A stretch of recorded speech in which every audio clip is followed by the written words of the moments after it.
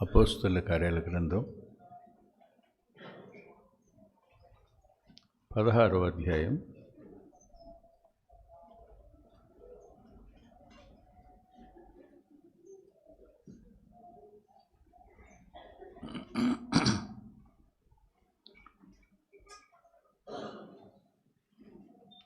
25వ వచనం. అయితే మధ్యరాత్రి వేళ పౌలును శీలయు దేవునికి ప్రార్థించుచు కీర్తనలు పాడుచుండిరి, ఖైదీలు వినుచుండిరి.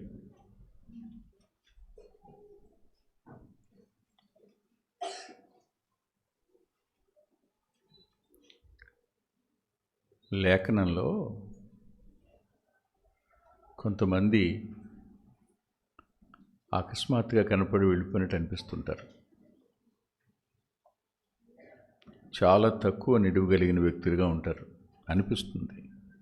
కానీ దాన్ని డిగ్ చేస్తే, ఆలోచిస్తే, ధ్యానిస్తే వాళ్ళ నుంచి కూడా మనం చాలా పాఠాలు నేర్చుకోవచ్చు. ఇక్కడ పౌలు యొక్క సహచరుడు శీల లేదా సిల్వాను, రెండు ఒకటే పేర్లు. శీల అన్న సిల్వాన్ అన్న ఒక వ్యక్తే.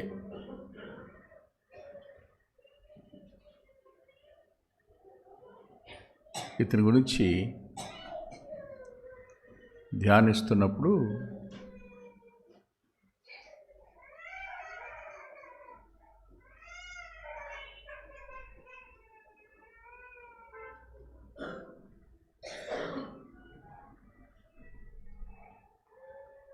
నాకు ఈ వ్యక్తిని గురించి పూర్తిగా చెప్పడం సాధ్యమవుతుందా అనిపించింది.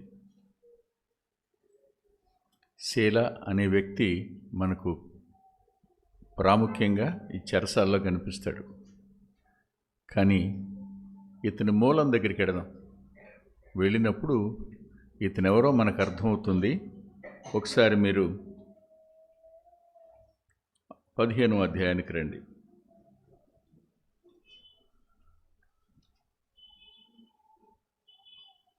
22వ వచనం. అప్పుడు సహోదరులలో ముఖ్యులైన బర్సబ్బాను, మారుపెరుగల యూదాను, శీలను తమలో ఏర్పరచుకొని పౌలుతోనూ బర్నబాతోనూ అంతియోకయకు పంపుటకు యుక్తమని అపోస్తలులను పెద్దలకును సంఘమంతటికి తోచాను. ప్రార్థన చేసుకుందాం. దయగల మా గొప్ప తండ్రి, కృపగలిగిన మా దేవ,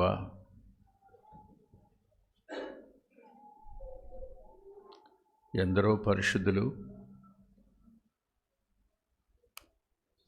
ఆనాటి సాక్షి సమూహమే కాదు, క్రొత్త నిబంధన యొక్క సాక్షి సమూహం కూడా ఉంది. అందులో శీలను మేము ఈ దినాన్ని అధ్యయనం చేయాలని ఆశపడుతున్నాం.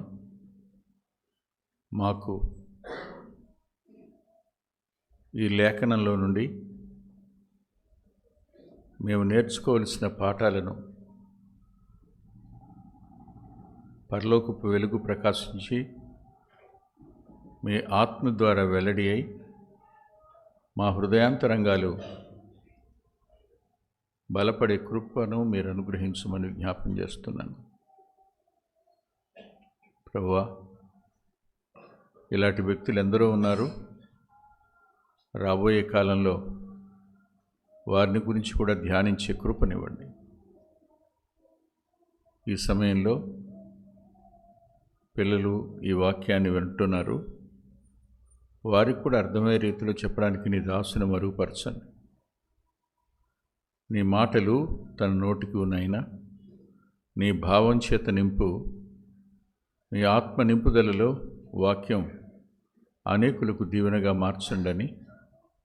వింటున్న మా ప్రియులను, మాట్లాడుతున్న నన్ను సంపూర్ణంగా మీ చేతులకు అప్పగించుకుంటూ మీ సహాయాన్ని ప్రత్యేకంగా కోరుకుంటూ యేసుక్రీస్తు ప్రభువారి పేరిట ప్రార్థిస్తున్నాం తండ్రి, ఆమేన్.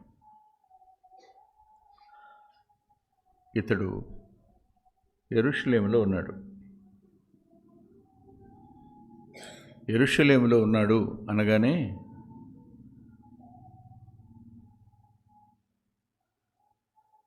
సామాన్యుడు కాదు అనే భావం. ఇతడు అసామాన్యమైనవాడు. ఎందుకు అసామాన్యమైనవాడో నేను మీకు చూపిస్తాను. మీరు దయచేసి నాతో పాటు అపోస్తల కార్యాల గ్రంథంలో 8వ అధ్యాయం దగ్గరికి రండి.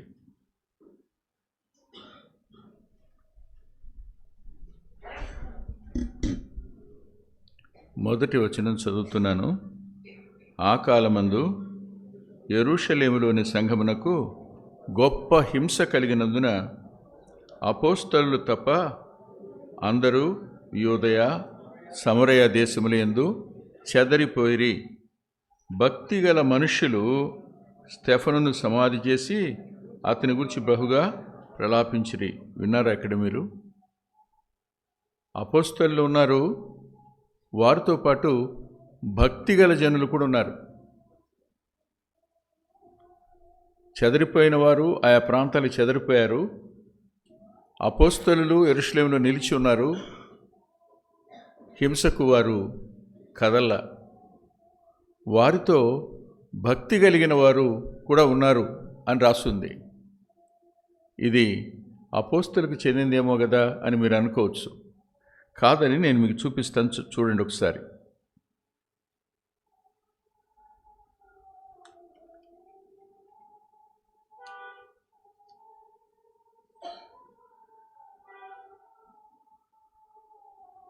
అపోస్తల కార్యాల గ్రంథం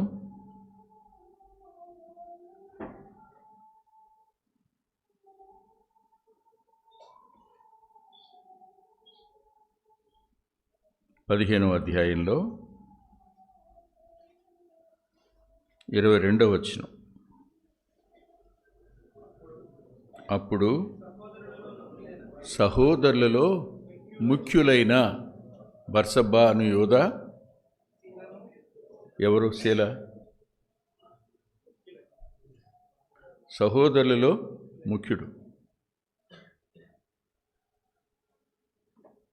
మనం ఒక ఆఫీసులో ఒక ప్రామినెంట్ ప్లేస్లో ఉన్నాం అనుకోండి, ఎలా ఉంటాం?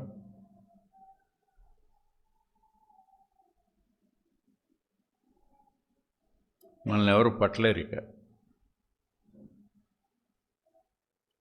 మన నడకలో తేడా వస్తుంది, మన మాటలో తేడా వస్తుంది. ఇంక చెప్పలేం, వివరించడానికి వీలు కాదు. చాలా సంవత్సరాల క్రితం నేను మీకు చెప్పాను, మళ్ళీ చెప్తున్నాను. జరిగిన సంఘటనే ఒక మాస్టర్ చెప్పారు నాకు. ఆ మాస్టరు తహసీల్దార్ గారితో పని ఉండి వెళ్ళాడట. తహసీల్దార్ గారు ఆఫీసులో లేరు, ఇంటికాడ ఉన్నారు, వెళ్ళండి. ఆయన ఇంటికి వెళ్ళాడు. అప్పుడే ఒక కుర్రాడు లోపల నుంచి బయటికి వెళ్తా, ఎవరి కోసం వచ్చారు మీరు అన్నాడు. తహసీల్దార్ గారి కోసం వచ్చానండి. ఆఫీసర్ చూసుకోవాలి, ఇంటికి వస్తారా, వెళ్ళండి అన్నాడు. ఏం చేయలేక ఒక్కడికి వెనక్కేసి నిలబడ్డాడు. అతను వెళ్ళిపోయాడు. ఓ 10 నిమిషాల తర్వాత ఇంకో కుర్రాడు, అతనికంటే పెద్దోడు, బయట నుంచి లోపలికి వెళ్తున్నాడు. ఏంటి సార్ ఎక్కడున్నారు మీరు అన్నా అంట. బాబు తహసీల్దార్ గారి కోసం వచ్చానయ్యా అంటే. 2 సార్లు బయట నుంచి లోపల రండి. తీసుకెళ్ళి కుర్చీలో కూర్చోబెట్టాడు. కూర్చోబెట్టి లోపలికి వెళ్ళి వాళ్ళ నాన్నతో చెప్పాడు, నాన్న మీకోసం ఎవరు వచ్చారని. అతను రాగానే చూసి, అరే ఎంతకాలం అయిందిరా నేను చూశానాడంట. ఇద్దరు కలిసి చదువుకున్న వాళ్ళు, గుర్తుపట్టుకున్నారు, చాలాసేపు మాట్లాడుకున్నారు. చివరికి టేబుల్ దగ్గరికి కూడా పోయారు ఇంట్లో. అప్పుడు మాస్టర్ ఒక మాట అడిగాడట, అవును ఇందాక బయటకు వెళ్ళింది మీ చిన్నబ్బాయా అని. అవును. లోపలికి వచ్చింది పెద్ద అబ్బాయా అంటే. అవును. ఇద్దరిలో ఎంత తేడా ఏంటి అని అడిగాడంట. ఏమీ లేదు బాస్, నేను యూడీసీగా ఉన్నప్పుడు పుట్టాడు పెద్దోడు, నేను డిప్యూటీ తహసీల్దార్ అయిన తర్వాత పుట్టాడు చిన్నోడు, అంతే తేడా అన్నాడు.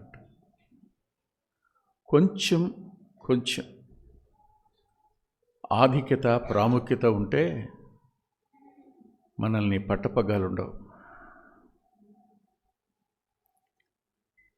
హింసలో యెరూషలేములో నిలిచి ఉన్న సహోదరులలో ముఖ్యుడు శీల. నేను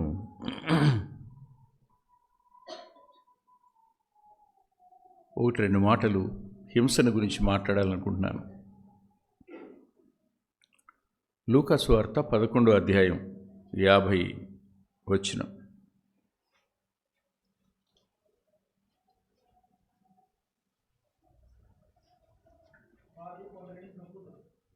వారు కొందరిని చంపుదురు, కొందరిని హింసింతురు. విన్నారా మీరు? ఎవరు చెప్పారు ఈ మాట? ప్రభువే చెప్పారు. కొందరిని చంపుతారు, కొందరిని హింసిస్తారు అని. అది అక్షరాల నెరవేరింది యెరూషలేములో. చంపబడిన వాళ్ళు ఉన్నారు, హింసలు పొందుతున్న వాళ్ళు ఉన్నారు. మరణానికైనా హింసకైనా భయపడకుండా అపోస్తలులతో నిలిచి ఉన్న సహోదరులలో శీలున్నాడు.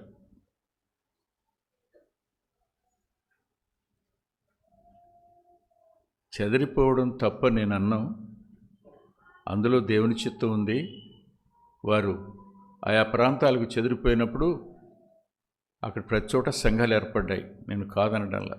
కానీ నిలిచి ఉండడం అనే ఒక అద్భుతమైన సత్యం వీళ్ళ వద్ద మనం నేర్చుకోవాలి. ఎందుకు నేర్చుకోవాలంటున్నానంటే, తిమోతికి రాసిన 2వ పత్రిక 3వ అధ్యాయం 12వ వచనంలో 3:12 క్రీస్తు యేసునందు సద్భక్తితో బ్రతుకను ఉద్దేశించువారు. ఇప్పుడు శీల ఎవరై ఉండాలి? ముఖ్యుడు, సందేహం లేదు. తర్వాత సద్భక్తితో బ్రతుకను ఉద్దేశించినవాడు, హింస వచ్చినా పర్వాలేదు అనుకున్నవాడు. నేటి భారతదేశ సంఘానికి రాబోయే కాలం హింసాకాలం, రాబోయే కాలం సమబడే కాలం. ఎంతమంది నిలబడతారో, ఎంతమంది వెళ్ళిపోతారో. ఇక్కడ ఉన్న వాళ్ళలో కొయ్యకాలు పొట్టులాగా ఎగిరిపోయాడు ఎంతమంది ఉంటారో, మిగిలిన సహవాసాలు ఎంతమంది ఉంటారో, మంచి విత్తనాల్లాగా మిగిలి ఉండేవాళ్ళు ఎందరు ఉంటారో మనల్ని మనం పరిశీలన చేసుకోవాలి. కష్టం లేకుండా ఆశీర్వాదం ఉన్నంతకాలం మనం మంచిగా ఆరాధించగలుగుతాం. బాధలు లేనప్పుడు ఆరాధించగలుగుతాం. అవమానాలు లేనప్పుడు, నిందలు లేనప్పుడు, సమస్యలు లేనప్పుడు మనం కీర్తనలు అద్భుతంగా పాడగలం. కానీ వీళ్ళు భక్తికి కాదు అప్పగించుకుంది, సద్భక్తికి. భక్తి వేరు, సద్భక్తి వేరు. అందరూ భక్తిపరులమే, కానీ సద్భక్తేనా? ఏది సద్భక్తి? హింసకు తాము అప్పగించుకోగలగడం సద్భక్తి. నేను ఇంకొక మాట కూడా శీలన గురించి మీకు చూపిస్తాను, దయచేసి నాతో పాటు రండి. ఈ 15వ అధ్యాయంలోనే 20 అపోస్తల కార్యాల గ్రంథం 15వ అధ్యాయం 25-26 వచనాలు. గనుక మన ప్రభు అయిన యేసుక్రీస్తు పేరు కొరకు తమను తాము అప్పగించుకున్న బర్నబా, పౌలు అను ప్రియులతో కూడా ఎవరిని? యోధానే శీలని. ఎవరు యోధాశీల చెప్పండి? ప్రభు అయిన యేసుక్రీస్తు పేరు కొరకు తమ్మును తాము అప్పగించుకున్నవారు, వారిని వీరితో కూడా పంపుతున్నాను అన్నాడు. సద్భక్తి అనే పదానికి అప్పగించుకున్నవారు అని అర్థం. ప్రభువుకి అప్పగించుకున్నవారు, ప్రభు పేరుకు అప్పగించుకున్నవారు. ప్రభు కొండ మీద ప్రసంగం ఆరంభిస్తూనే ఓ మాట అన్నారు, చూడండి.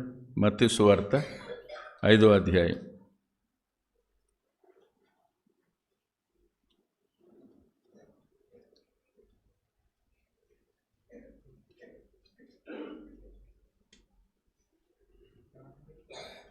పదకొండవ వచనం. నా నిమిత్తము జనులు మిమ్మను నిందించి హింసించి మీ మీద అబద్ధముగా చెడ్డమాటలల్లా పలుకున్నప్పుడు మీరు ధనిలు, సంతోషించి ఆనందించుడి, పరలోకమందు మీ ఫలము అధికమగును. ఇలాగునే ఆలోచించండి. శీల సద్భక్తితో బ్రతుకుని ఉద్దేశించి అప్పగించుకున్నవాడు దేవుని పేరుకు. మనం అప్పగించుకోం, ఎవరికి అప్పగించుకోం. ఆయన నామానికి మనల్ని మనం అప్పగించుకుంటే ఆయన నామం పేరట ఏ కష్టం వచ్చినా, ఏ సమస్య వచ్చినా, ఏ ఇరుకు వచ్చినా, ఇబ్బంది వచ్చినా, హింస వచ్చినా, అవమానం వచ్చినా, మరణం వచ్చినా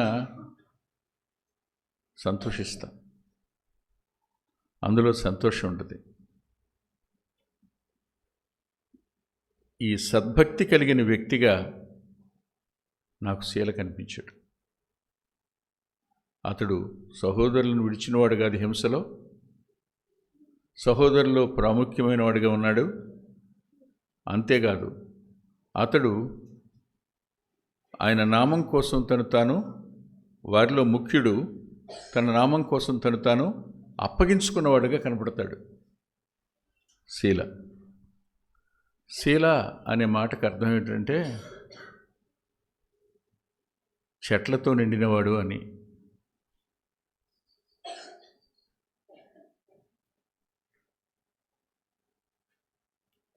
ఇంగ్లీష్లో వుడెడ్ అని ఉంటుంది. నిజానికి వృక్షాల్లాంటి వాళ్ళతో ఉండే ఆధిక్యతను దక్కింది. వృక్షాల్లాంటి వారితోనే. అపోస్తలులు ఎలాంటి వారు? స్తంభాలు అన్నారు కదూ, నేనంటాను ఫలించిన వృక్షాలు వాళ్ళు. అలాంటి వారితో ఉండేటువంటి ఆధిక్యత అతని పేరుకు సరిపోయింది. అలాగూ అతడు బర్నబాతోనూ పౌలుతోనూ ప్రయాణం చేశాడు. పౌలును బర్నబాను కూడా అలాగే పోల్చుకోవచ్చు కదా. శ్రేష్ఠులైన వ్యక్తులతో ప్రయాణించే ఆధిక్యత, శ్రేష్ఠులైన వ్యక్తులతో సమయాన్ని దేవుని నామం నిమిత్తం పంచుకునే ఆధిక్యత, శ్రేష్టమైన వ్యక్తులు పడిన కష్టాల్లో తాను కూడా పాల్పంపులు పొందే భాగ్యం కలిగిన వ్యక్తిగా శీల నాకు కనిపించాడు.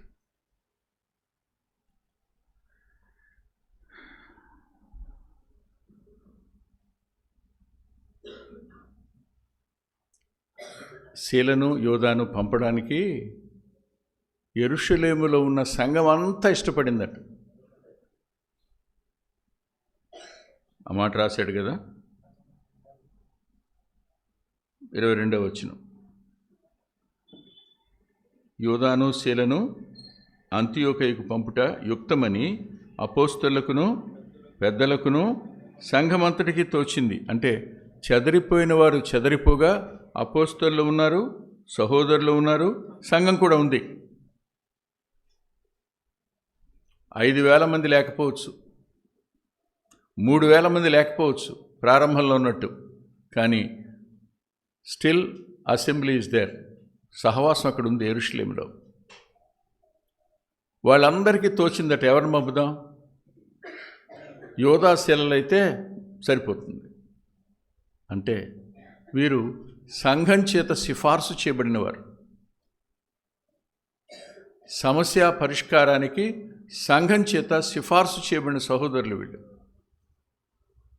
సంఘం సిఫార్సు చేస్తే ఆ దినాల్లో ఏ సంఘమైనా ఆటంకపరచకుండా వాళ్ళని చేర్చుకునేవారు. సిఫార్సు చేయబడాలి అంటే ఖచ్చితంగా వాళ్ళు ఎలాంటి వాళ్ళై ఉండాలి? భక్తిపరులై ఉండాలి, అప్పగించుకున్న వాళ్ళై ఉండాలి దేవుని నామానికి. మనం అందరినీ సిఫారసు చేస్తాం, కానీ అక్కడికి వెళ్ళిన తర్వాత వాళ్ళు విరోధంగా ప్రవర్తిస్తారు. నాకు బ్రదర్స్ ప్రేయర్ మీటింగ్ జరుగుతున్నప్పుడు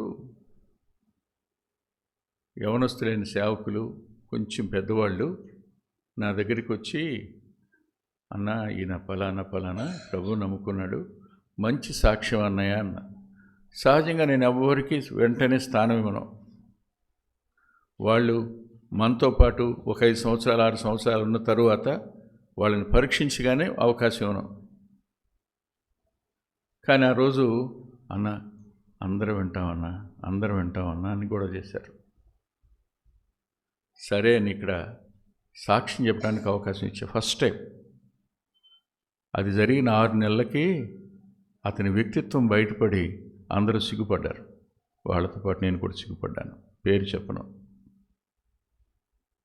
ఎందుకంటున్నానంటే, ఎవరినైనా సంఘం సిఫార్సు చేసిందంటే వారి వ్యక్తిత్వాన్ని పరిశీలించి, వారి భక్తిని పరిశీలించి, వాళ్ళ యొక్క కమిట్మెంట్, వారి డెడికేషన్ ఎంతవరకు సరైంది అని ఎంత కూలంకషంగా ఆలోచించి. కానీ 2 పేర్లు ఎంతమంది లేరు? చాలామంది ఉన్నారు. 2 పేర్లను మాత్రమే నామినేట్ చేశారు, 2 పేర్లనే సిఫార్సు చేశారు. ఆ 2 పేర్లలో శీల ఉన్నాడు. సంఘం యొక్క సిఫార్సు పొందిన వ్యక్తిగా మనం సైలస్ను చూస్తాం. ఇప్పుడు నేను అడిగే ప్రశ్న మిమ్మల్ని, హింస వస్తే నిలబడతామా ఆయన కోసం?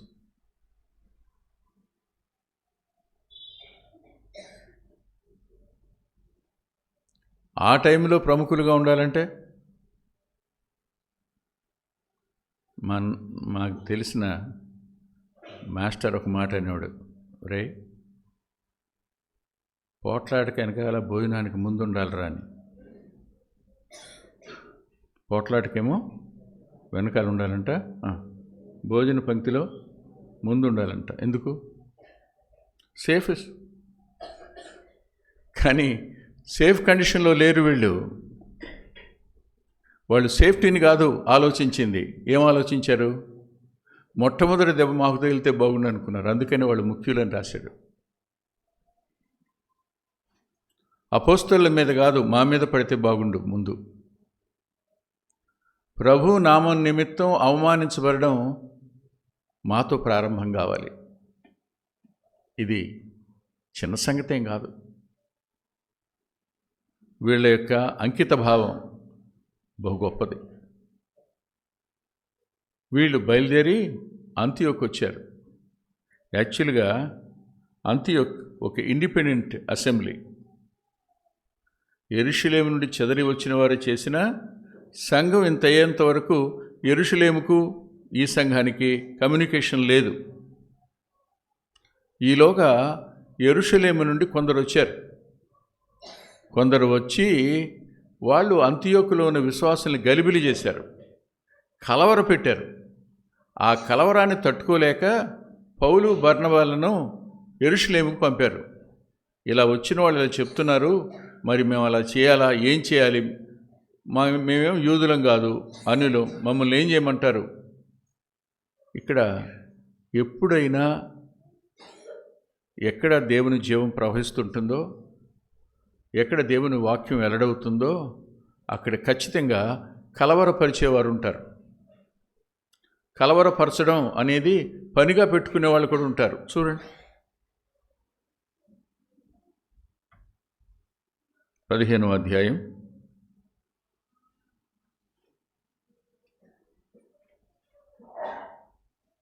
24వ వచనం. కొందరు మా యొద్ద నుండి వెళ్ళి తమ బోధ చేత మిమ్మును కలవరపరిచి మీ మనసులను చెరుపుచున్నారని వింటిమి. వారికి మేమే అధికారము ఇచ్చుండలేదు. సంఘాలకు వీరు ప్రయాణించిపోతున్నారు. సంఘాల్లో నిద్రబాలేదురా,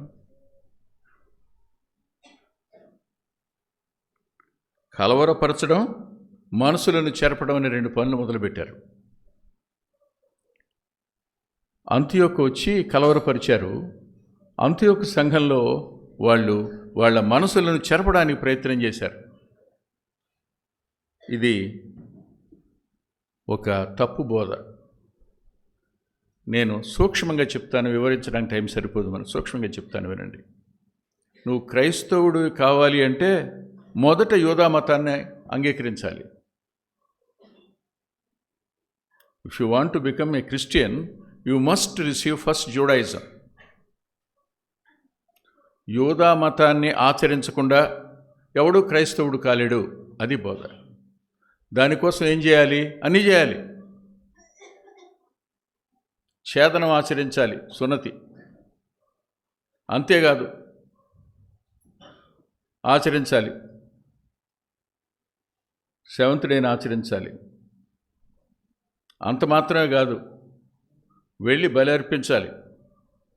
మెల్లమెల్లగా ఏం చేస్తారు వీళ్ళు చెప్పండి? చూడండి ఒకసారి గలతీ పత్రికలో ఏమంటాడు.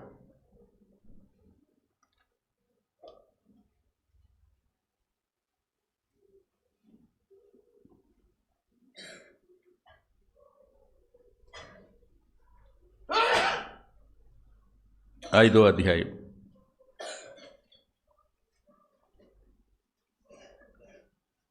4 చివరిలో, కాగా సహోదరులరా, మనము స్వతంత్రురాలి కుమారులమే గాని దాసి కుమారులము కాదు. మనము స్వతంత్రురాలి కుమారులమే గాని దాసి కుమారులం కాము. అంటే ఆత్మ సంబంధమైన స్వాతంత్రం కలిగిన వాళ్ళం మనం. ధర్మశాస్త్రపు బానిసత్వం క్రింద మనం లేము అని చెప్పడం. ఈ స్వాతంత్రం అనుగ్రహించి క్రీస్తు మనలను స్వతంత్రులుగా చేసి ఉన్నాడు. కాబట్టి మీరు స్థిరముగా నిలిచి మరల దాస్యమను కాడి క్రింద చిక్కుకొనకుడి. దాస్యమనే కాడి క్రిందకి మరల క్రైస్తవుల్ని తేవాలనే ప్రయత్నం చరిత్ర అంతటిలో జరుగుతూనే ఉంది, జరిగింది కూడా.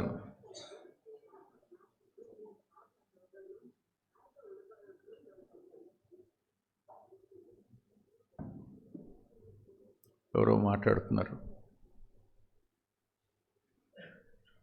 అర్థం కాలేదా? యెరూషలేము నుంచి కొంతమంది సహోదరులు వచ్చారు. వచ్చి చెప్తున్నారు ఏమని? తప్పనిసరిగా మీరు యూదామతం తీసుకుంటేనే క్రైస్తవ్యంలోకి వెళ్ళొచ్చు. యూదామతం మొట్టమొదటి ఆచరించుకుంటే క్రైస్తవంలోకి మీరు కాదు, క్రైస్తవులు కానే కారని కలవర పెట్టారు, మనసులు చెరుపుతున్నారు. ఈ సమస్య పరిష్కారం కోసం పౌలు బర్నబాలను యెరూషలేముకు పంపారు. యెరూషలేములో పెద్దలు మాట్లాడిన తర్వాత వాళ్ళకు నిర్ణయం తీసుకుని ఒక ఉత్తరం రాశారు. ఆ ఉత్తరం పౌలు శీలకి పంపిస్తూ ఎవరి నోటితో చెప్పించాలనుకున్నారు అంటే యోధా శీలల నోటితో చెప్పించాలనుకున్నారు. చూడండి 15వ వచనం.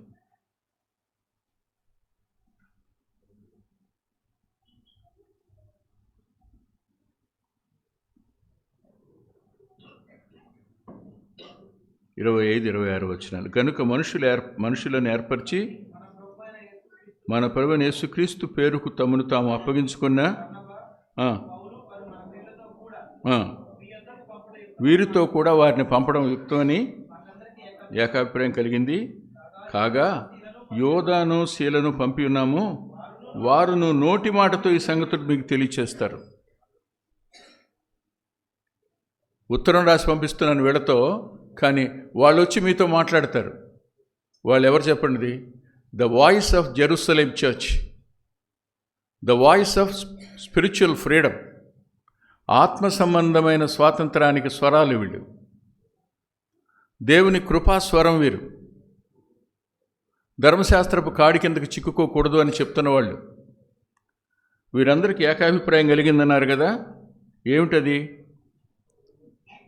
చూడండి, పైన రాసి ఉంటుంది 19వ వచనం. కాబట్టి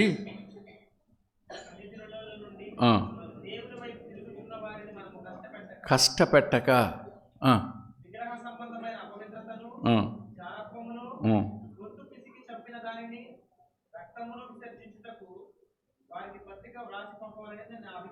అవునా?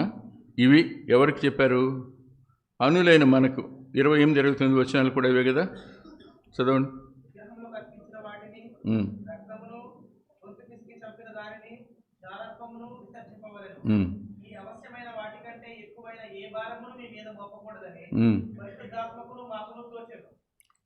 ఇక్కడ నుంచి పక్కకి తీసుకెళ్ళిపోతున్న బోధలు ఇవాళ. యూదులకు ఇవి మాత్రమే కాదు, అన్యులకి. యూదులకు అవన్నీ ఉన్నాయి, మనకి ఇవి మాత్రమేనని ఆదినాన్న ఆదిమ సంఘ అపోస్తలులు సంఘం నుంచి చెప్పబడిన వర్తమానం, పంపించిన వర్తమానం ఇది. ఇప్పటికీ వచ్చేసిన గలిబిలు ఏమిటంటే, మనం ఆచరించాలేమో కదా, అనేక చోట్ల రాసి ఉంది కదా, ఆజ్ఞ ఒకటి తప్పిపోయినా పోయినట్టే కదా అనగానే గుండె ఆగిపోద్ది మనకి. ఇప్పుడు ఏ రోజు నేను పరలోకం తీసుకెళ్ళదు రక్షించబడిన రోజు లేకపోతే.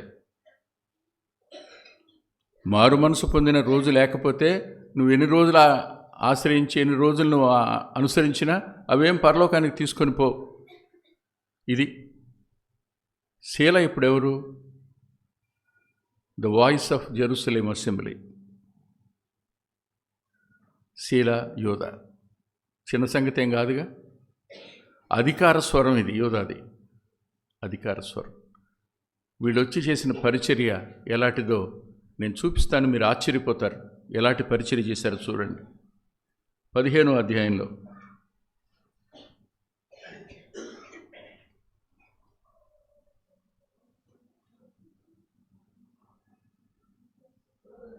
ముప్పై 32వ వచనం.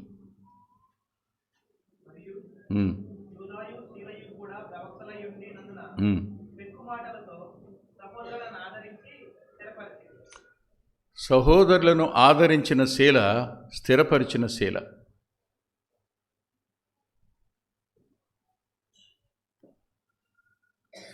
ఆదరించటం అనేది చిన్న సంగతి కాదు.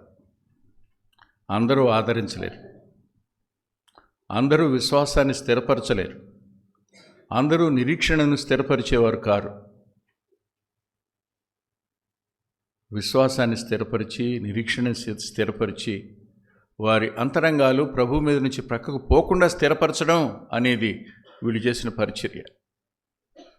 పెక్కు మాటల చేత వారిని ఆదరించారట. గలిబిలి, గందరగోళం. ఈ టైంలో కూడా కొంతమంది యవనస్తులు ఫోన్ చేస్తుంటారు, కలిస్తే మాట్లాడుతుంటారు. మరి మేమేం చేయాలి ఇప్పుడు అని. ఏమైంది మీకు అంటే, పలానా వాళ్ళు వచ్చారు, పలానా వాళ్ళు వచ్చారు, ఇది చెప్పారు, ఇలా చెప్పారు, మీరేంటయ్యా, మీరు పునరుద్ధాన దినం అంటారేంటయ్యా, ఆ దినాన్ని ఎందుకు వదిలేశారయ్యా, వదలకూడదు కదా. వాళ్ళకి ఒకటే చెప్తాను, అయ్యా మీరు యూదులా అయితే ఆచరించండి, మీరు క్రైస్తవులా అయితే అది అక్కర్లేదు, చేయండి చాలు. అదేగా చెప్పింది ఇప్పుడు ఇక్కడ. ఇంతకు మించిన ఏ భారం వారి మీద మోపకూడదు. ఒక్కసారి చెడు బీజం పడ్డాక దాన్ని తీసివేయడానికి చాలా కష్టం అవుతుంది. అందుకని లేఖనంలో ఏం రాశాడో చూడండి.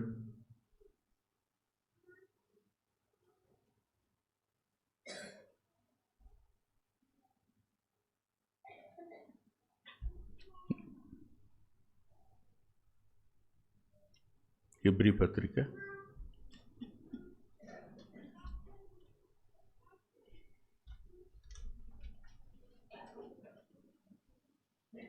12వ అధ్యాయం 15వ వచనం. మీలో ఎవడైనను దేవుని కృపను పొందకుండా తప్పిపోవునేమో, నీవు చేదైనా వేరు ఏదైనా మొలిచి కలవరపరచడం వలన అనేకులు అపవిత్రులైపోదురేమో, నీవు చాలా కలవర పెట్టే చేదు వేరు. వాక్యానుసారం కాకుండా, ఆత్మ యొక్క స్వేచ్ఛా స్వాతంత్రాలను పట్టించుకోకుండా మరలా తీసుకెళ్లి మెడ మీద కాడి మోపడం, ధర్మశాస్త్రాన్ని కాడి మోపడం అనేది దైవికమైంది కాదు. అది క్రైస్తవ్యం కానే కాదు. నిలిచి ఆలోచిస్తే ఇలాంటి వారు ఈరోజు కూడా ఉన్నారు. కావాల్సింది ఎవరు ఈ రోజుల్లో? యోధా, శీలలు వంటి వారు కావాలి. యోధ అంటే ఇస్కరియోతు యోధ కాదు, ఈ యోధ అని చచ్చిపోయాడు అప్పటికే. వారు ఆదరించేవారుగాను స్థిరపరిచేవారుగాను ఉన్నారు. నేను మరొక మాట కూడా వీళ్ళ గురించి చెప్పాలి, దయచేసి చూడండి మీరు.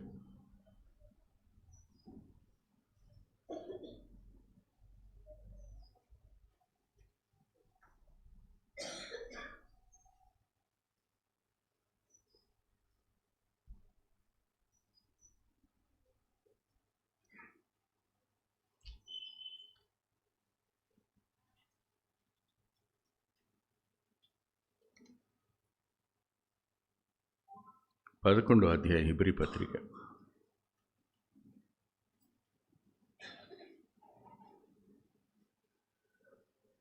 37, 38 వచనాలను 39 వరకు చదువుకుందాం.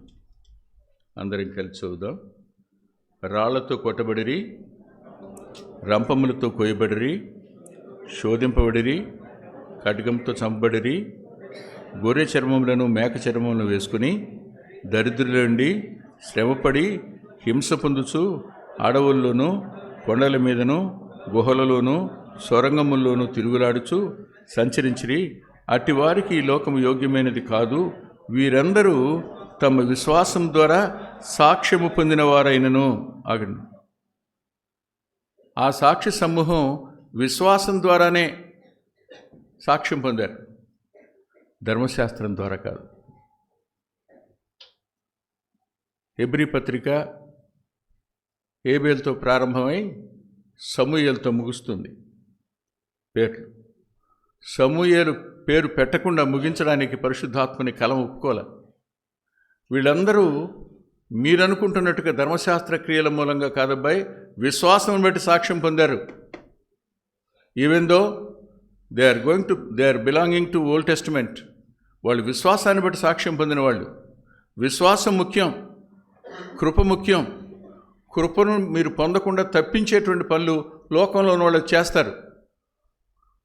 మీ స్వాతంత్రాన్ని హరించాలని, మీ స్వేచ్ఛను హరించాలని, ఆత్మలో మనం స్వేచ్ఛ కలిగిన వాళ్ళం. ఆత్మ సంబంధమైన స్వాతంత్రాన్ని మనం అనుభవిస్తూ అనేకులకు ఆ జీవాన్ని, ఆ సంరక్షణ అనుగ్రహిస్తాం. ఉదాహరణకి ఈ మధ్యలో లీగలిజం ఒకటి వచ్చింది. మేము చాలా స్ట్రిక్ట్గా ఉంటామండి, చాలా స్ట్రిక్ట్గా ఉంటారంటే ఏంటా స్ట్రిక్ట్నెస్?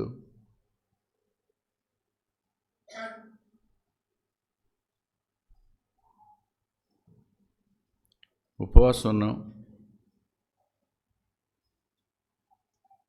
మేమేం తినాం,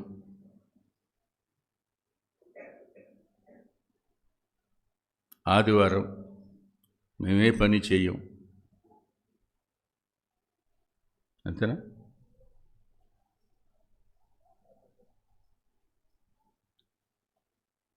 ఆచరించటం మంచిదే కానీ దేవుడు కోరనంతగానా కాదుగా. మనం దేనికి అప్పగించుకున్నట్టు? ఇప్పుడు చట్టబద్ధమైన జీవితం, దాన్ని బట్టి ఎంత అతిశయపడతారో చెప్పడానికి వీల్లేదు.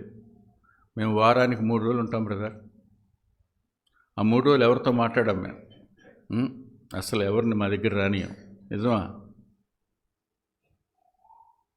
మీకు జరిగిన సంఘటన ఒకటి చెప్తాను నేను. అప్పట్లో ఒక ఆర్ఎంపీ డాక్టర్ గారు ఉండేవాడు.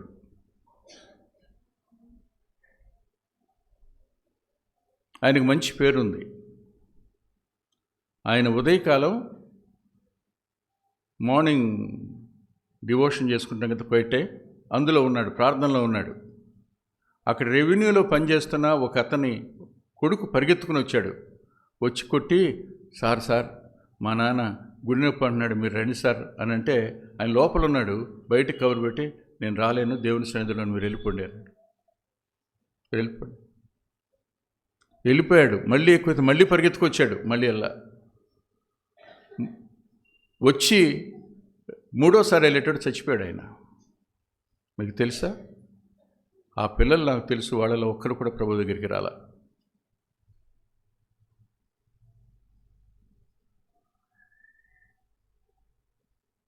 నా పొరుగువాడెవడు అన్నప్పుడు యాజకుడు ఎందుకు, లేవి ఎందుకు పట్టించుకోలే రోడ్డు పక్కన పడి ఉన్నవాడిని? సత్క్రియలేందు ఆసక్తి గల ప్రజలను తన కోసం ప్రత్యేకించుకున్నాడు, వారి కోసం అప్పగించుకున్నాడు దేవుడు. నేను వెళ్తే అపవిత్రం అవుతానేమో, నేను చేసేటువంటి రిచువల్స్కి ఆటంకం అవుతాయేమో అనే భయం ఉంది. కానీ ఏది ముఖ్యం? నేను బాధలో ఉన్నాను, అనారోగ్యంలో ఉన్నాను, మీరు నన్ను పట్టించుకున్నారు అనే సాక్ష్యం మనకు అక్కర్లేదు. చూడండి, కనిపించే సహోదరుని ప్రేమించని వాడు కనిపించని దేవుణ్ణి ఏం ప్రేమిస్తాడు? ఇది కదా క్వశ్చన్.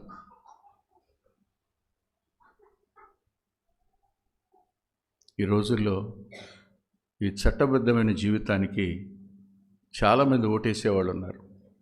అలాగని కృపను దుర్వినియోగం చేయడం కాదు. మళ్ళా చెప్పాను కృప గురించి మీకు గత 5 వారాల క్రితం చెప్పాను. వీళ్ళు ఎవరు అంటే విశ్వాసం ద్వారా సాక్ష్యం పొందారట వీళ్ళు. ఇప్పుడు నేను అంటాను, శీల ఎవరు? విశ్వాసం ద్వారా సాక్ష్యం పొందినవాడు.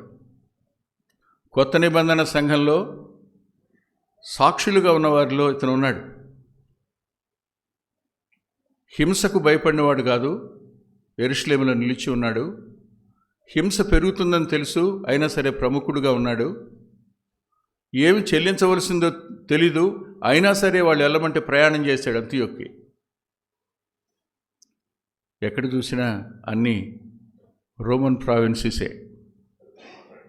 రోమ్ పరిపాలించినటువంటి కాలనీలు ఆ రోజున ఉండేవి. రోమా ప్రభుత్వం చాలా కఠినంగా ఉండేది. యోధా మతాన్ని వీళ్ళు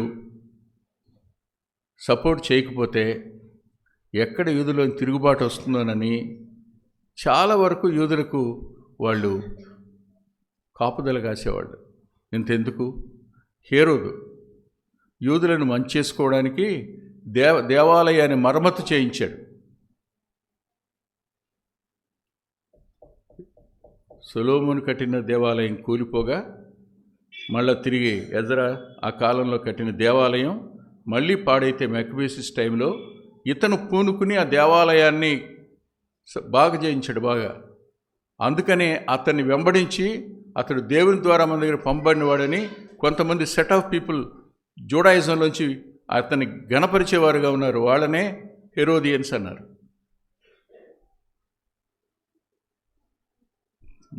అధికారం మతంతో ఎప్పుడు చట్టాపట్టాలు వేసుకుంటుంది.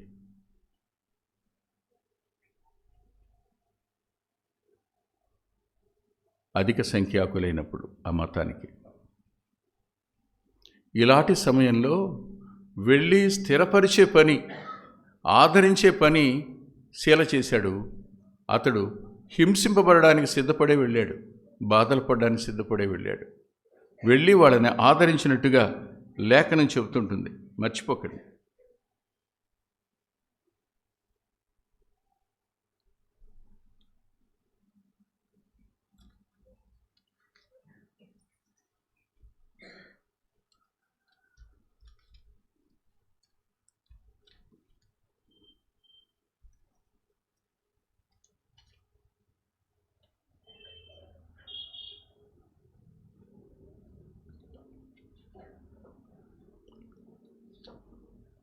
దినాలు గడిచే కొద్దీ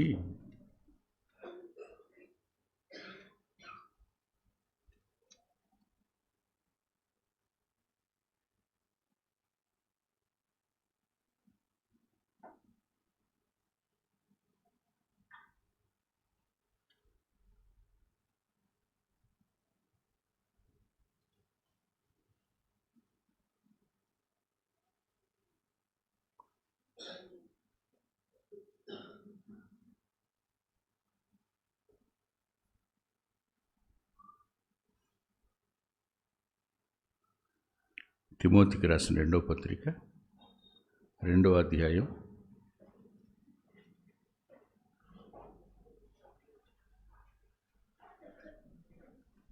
2వ పత్రిక 2వ అధ్యాయం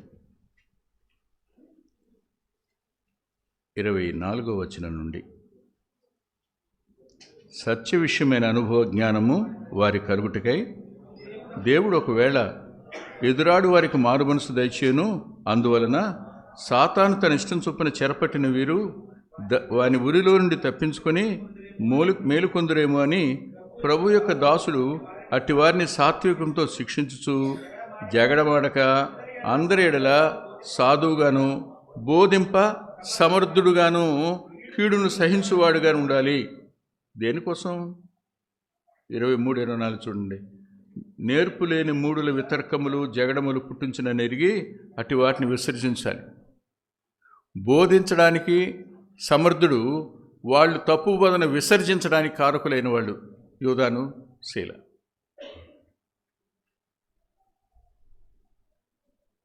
ఒక్కోసారి విమర్శలు ఎన్నో వస్తాయి, చెప్పడానికి వీలు పడదు. వాళ్ళకి మనం ఎవరో కూడా తెలీదు. మనం ఏదో పర్సనల్గా తెలిసినట్టు వాళ్ళు కామెంట్స్ పెడతారు. తెలీదు మన వాళ్ళకి. అది కూడా నెగిటివ్ కామెంట్ పెడతారు. నేను ఏ కామెంట్కి రెస్పాండ్ కాను.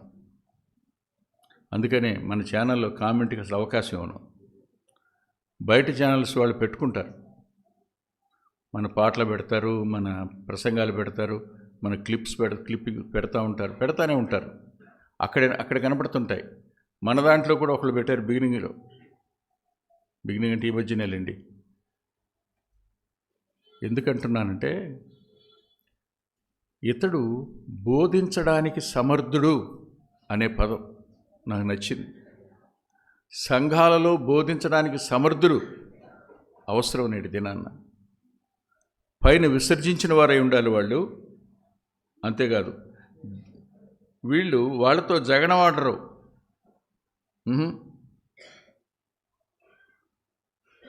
అలాంటి వాళ్ళు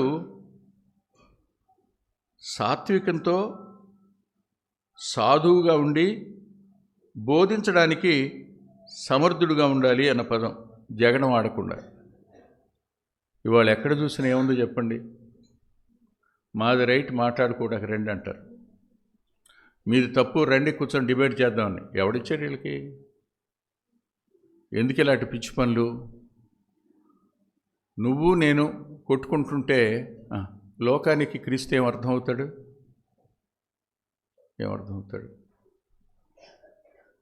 ఇప్పుడు ఆఫ్రికా ముస్లిం కంట్రీ అవ్వడానికి కారకులు ఎవరో తెలుసా మీకు? క్రిస్టియన్స్. సందేహమే లేదు. ఎందుకు ఈ మాట అంటున్నానంటే, మొట్టమొదటిలో మఫెట్ వెళ్ళినప్పుడు, మఫెట్ వెనుక లివింగ్స్టన్ వెళ్ళినప్పుడు చాలా మంచి కార్యం జరిగింది. 2 తరాల పాటు వారు ప్రభువుకి ఎంత నమ్మకంగా ఉన్నారో, 3వ తరం వచ్చేటప్పటికి అక్కడ డినామినేషన్స్ చేంజ్ అయినాయి. అమెరికా వారు పెట్టుకున్న పేరు వేరు, ఇంగ్లాండ్ వారు పెట్టుకున్న పేరు వేరు, జర్మనీ వారు పెట్టుకున్న పేరు వేరు, అలాగే స్కాట్లాండ్ వాళ్ళు పెట్టుకున్న పేర్లు వేరు. ఒక్కొక్క దేశం పంపించిన మిషనరీల వల్ల ఒక్కొక్క సంఘాలు అక్కడ ఏర్పడుతూ వచ్చినాయి. వచ్చిన తర్వాత వీళ్ళు ప్రభువును బోధించడం మానేశారు. ప్రభువును బోధించడం మానేసి నువ్వు తప్పు, నీ సిద్ధాంతం తప్పని చెప్పుకోవడం మొదలుపెట్టారు. ఎవడికి వాడు తన జ్ఞానాన్ని ప్రదర్శించడం ప్రారంభించారు. జస్ట్ అప్పుడు ఎంటర్ అయింది క్రైస్తవ్యం తప్పు అని చెప్తూ. వీళ్ళల్లో వీళ్ళు చెప్పుకుంటున్నారు అసలైంది వచ్చిందనమాట అని. అందుకు ఆఫ్రికాలో క్రైస్తవ్యం మెల్లమెల్లగా మరుగవుతూ ఇస్లాం ముందుకు రావడానికి గల కారణం మనమే. ఎప్పుడైనా మనమే. బోధించడానికి సమర్థుడిగా ఉండాలి అన్నప్పుడు సాధువై ఉండాలని రాశాడు కదా. అంత మాత్రమే కాదు కదా, సాత్వికం కలిగిన వాడుగా ఉండాలి కదా. సాత్వికం లేదు, సాధుత్వం లేదు. ఏముంది మన నాలుగుకి? ఈ మధ్యకాలంలో ఎవరో నాకు స్టేటస్ పంపించారు. పాపం అతను ఒక కాయ కోసుకుంటా కోయిపోతుంటాడు. వాళ్ళ అమ్మ వచ్చి ఏంటి నన్ను అంత కష్టపడుతున్నావు అంటే, ఏం చెప్పను నాన్న, ముద్దు వారిపోయింది కత్తండి ఇటు అని తీసుకెళ్ళి భార్య దగ్గరికి వెళ్ళి నాలుగిట్టాను అంటాడు. అని 4 మీదట 3 సార్లు రాసి ఇస్తాడు. దానికి పదును వచ్చేసింది. ఈ నాలుకలు పనికిరావు. ఈ నాలుకల వల్ల ఏం కాదు. సాత్వికమైన నాలుక ఎముకల నలకొట్టు సుత్తి అని రాశాడు జ్ఞాని. సాత్వికంతో చెప్పాలి. పరుష పదజాలం that is not at all biblical. ఈ దినాన్న వర్తమానాలన్నీ అసలు అన్పార్లమెంటరీ లాంగ్వేజ్.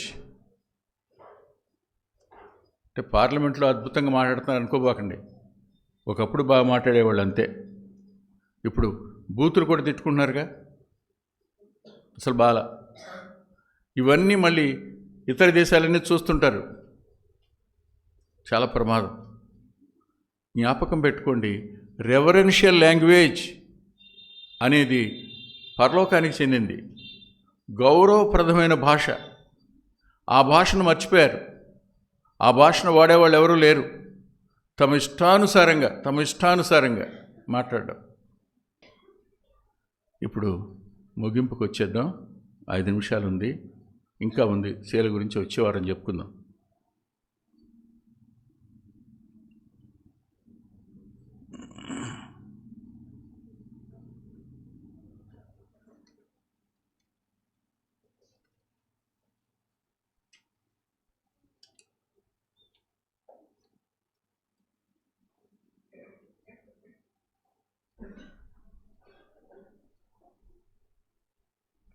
కొరింథీయులకు రాసిన 2వ పత్రిక 1వ అధ్యాయం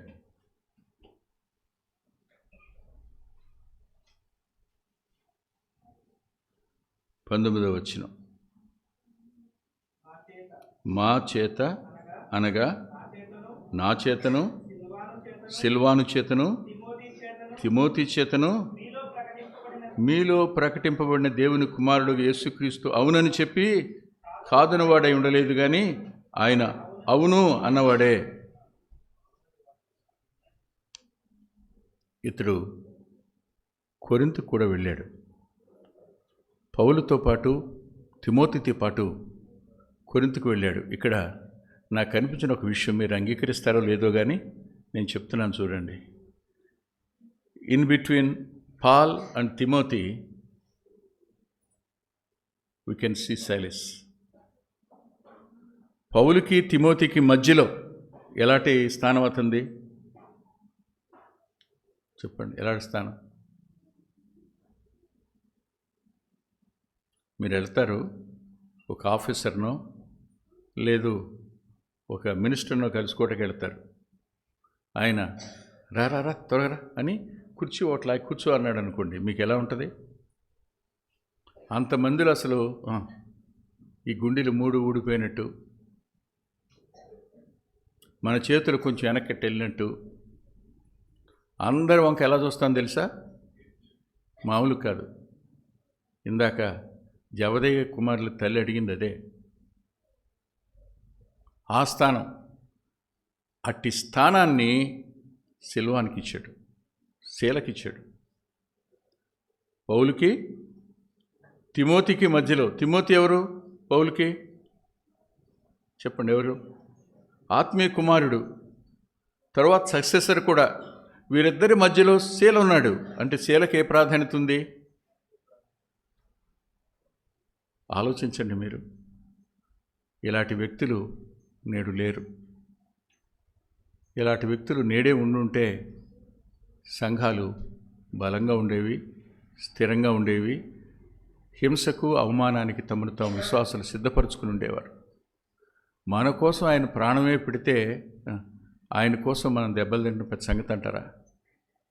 హింసింపబడడం భాగ్యం కదా? అవమానించబడడం భాగ్యం కదా? దానికి సిద్ధపడినటువంటి శీల బయలుదేరి అంతియోకు వచ్చాడు. అంతియోకులో ఏం జరిగిందో, అక్కడి నుంచి మళ్ళా ఆ చెరసాల దాకా ఎలా వెళ్ళారో వచ్చే వారం చూద్దాం. తల్ల వంచి ప్రార్థన చేసుకుందాం.